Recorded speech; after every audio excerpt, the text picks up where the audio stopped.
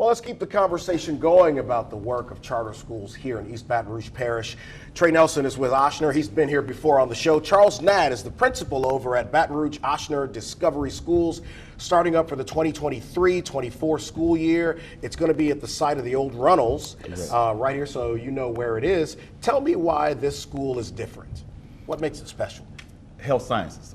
Health sciences, not just our partnership with Oshner, but Discovery based the education around health sciences projects that increases student inquiry. Now, for Oshner getting into this space, I mean, people know the great reputation of that organization here. Why get into this space right now? Well, I heard Ken mention earlier, we have that partnership out in Kenner. That's been just such a successful school program, and being able to, one, revitalize the old Runnels campus, that's an exciting component, but also bring such a unique school partnership to the Baton Rouge area where there's nothing of this specific type here in the city. I think is exciting for the students, the parents, employees, everything. Now, this is an open enrollment campus here, so kids can come from pretty much anywhere in the region to be able to attend this school, right? Correct. How many slots do you have starting out? 430. 430. 430.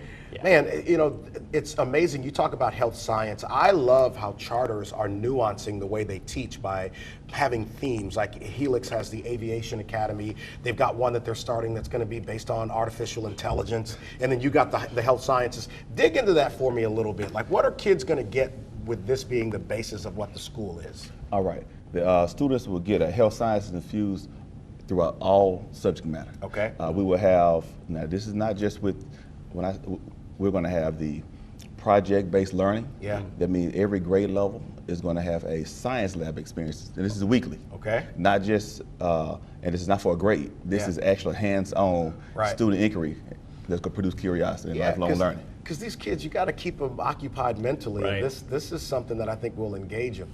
Oh, I completely agree with that, and I think now if you look at the healthcare space post the pandemic world, we're looking at how do we invest in the future workforce of the city. Even if you don't end up getting into healthcare and you go to Discovery, at a minimum, being able to give those skill sets, like Charles was just saying, we are now running the types of investments into workforce development and healthcare across Baton Rouge and really the state that if we had done 15 years ago, we wouldn't be seeing some of the labor shortages that we're seeing today.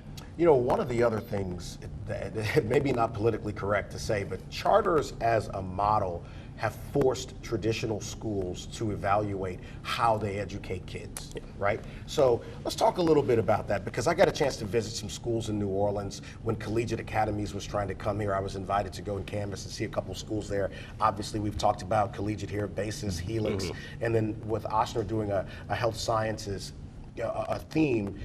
You can't do it the way they did it when we were kids all those years ago. Absolutely. These kids are different in how you engage them now. Talk about that. All right, the way we engage students, first of all, is the culture. Right. The school culture and climate is what's going to fuel academic success and academic curiosity. Right. So that's the focal point. When you have a great network, just like Discovery has, where you have a historical academic achievement, that's based off the school culture. School culture propels academic achievement and academic success. We can't address crime until we invest in education. Right. It goes hand in hand. Correct.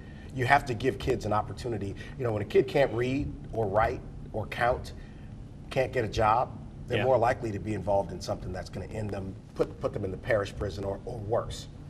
I don't think people talk enough about that.